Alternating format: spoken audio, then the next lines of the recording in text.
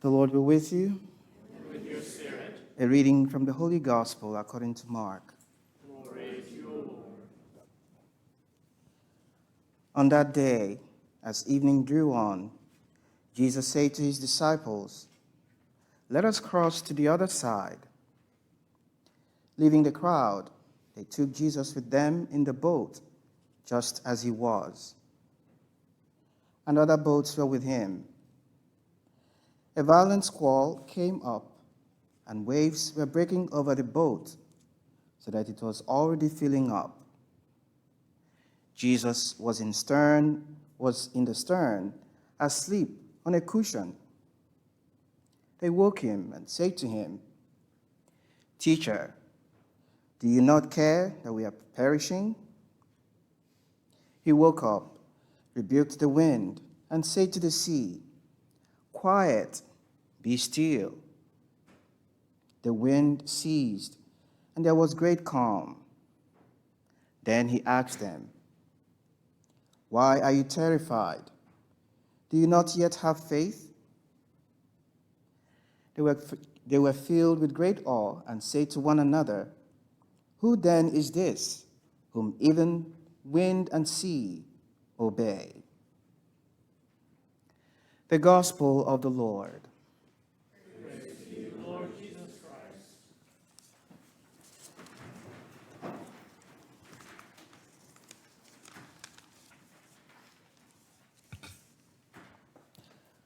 Who then is this, whom even wind and sea obey? And that is Jesus. This is a very interesting story and a powerful story, and a story we can all relate to in many different ways. Jesus enters the boat with his disciples, and they are crossing to the other side of the sea, and he's the one who says, "Let us go. Let us go to the other side." And then when he's in the boat, he falls asleep. I think this is the only scripture passage I can remember where Jesus takes a nap. So this is very interesting. And it's a very weird time to take a nap when there is storm. He falls asleep in the middle of the storm, and they had to wake him up. Everyone else was awake except Jesus. I don't know if you've ever felt that way sometimes in your life, that God is asleep. He's taking a vacation.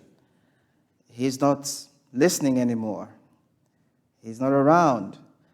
I don't know, maybe it's the cushion that made it so comfortable that he fell asleep. This is a daily experience for some, and from time to time, many people experience this, that the Lord seems to be so calm and distant and asleep in our storm. There is something we call Napsio Divina. Maybe some of you may have heard that. It's when you're praying, like you're in the chapel, you're praying, and you fall asleep. It's kind of prayer nap. Now, some may feel guilty about it. Why should I be falling asleep when I'm praying? But actually, it's a sign of peace in the presence of the Lord. If you ever fall asleep when you're praying, it means something is right. You're in the right place. Your mind is in the right place. The Lord is present. There is peace there. And so, this nap that Jesus was taking, I wouldn't think it was sleeping. I think he was praying. And it is from the power of prayer he was able to draw the strength, the courage, the peace that he had to be able to control the storm from the prayer. And that's something we need to learn oftentimes, because it's easy to just react to what's going on in our lives. We get confused, we get excited, we get sad, we get anxious. We just react. How often do we take a step back and just say, "Lord, what's going on? What's going on?" Because God never sleeps. He's always awake. In the Liturgy of the Hours for Compline, that's night prayer, part of the concluding prayer, there's a part where it says, "Protect us, Lord, while we are awake. Watch over us while we sleep, that awake we may keep watch with Christ, and asleep rest in his peace. So whether we are awake or asleep, the Lord is looking over us. He's protecting us. Now, also when you look at this story, you can tell that Jesus was playing the role of a father. You know, the father in the family is a sign of stability. It's a sign of peace. Holds everything together. When everyone's going kind of all over the place, it's the dad who says, calm down, everybody. Now, this is not the end of the world. And that's what it should be. At that moment, he becomes the face of God the Father to these disciples. None of us have ever met God the Father, but we encounter Jesus every day. He is the face of God to us. And today, as we celebrate Father's Day, it's also an invitation for every father to reflect and say, how much of the face of the Father am I to my family, to my children, to my neighbors, to my friends? How peaceful am I when in the face of trouble or conflict or uncertainty or something is going on in the family? And when you look at this story again, Jesus was woken up from the sleep and he responded. He listened and he was able to act. And these are the signs of being a good father. One, having a good listening ear. Two, just being present, being calm. And three, being able to do the best you can. You can't fix everything. Now, the challenge that we men have is we want to fix everything. If you can't fix it, then that's the end of the world. There are things we cannot fix. There are problems we cannot solve. But to take them to the Lord, that becomes where our strength comes from. Now, these boats represents our individual lives. We all have storms in our personal lives. Could represent our families. We all have things going on. Every family has its own issues. Represents the church. We know how divided the church gets sometimes. But in all that, Jesus will always say, be still, be calm. And so, as we celebrate Father's Day today, I also reflect on my own spiritual fatherhood, coming to the end of my stay here at St. Peter's, reflecting back on, from the beginning, the past year, till this moment. There's been a lot of great opportunities that God has provided to be a good father, good spiritual father to all of you. Sometimes I've done well. Sometimes I know I may not have done very well. There have been some days have been exciting and just great, and others have been, just not so exciting.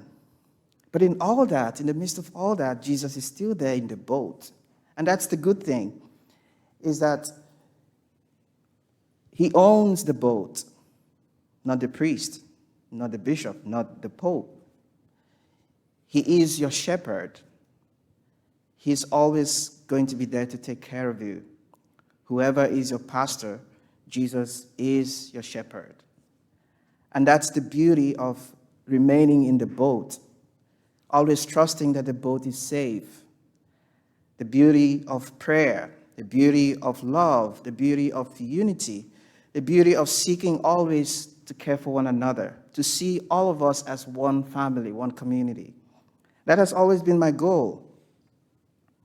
And that could be very difficult sometimes. It's like having a lot of children, and everyone has their own wants and desires and needs. And you have to always try to meet the needs, not so much the wants.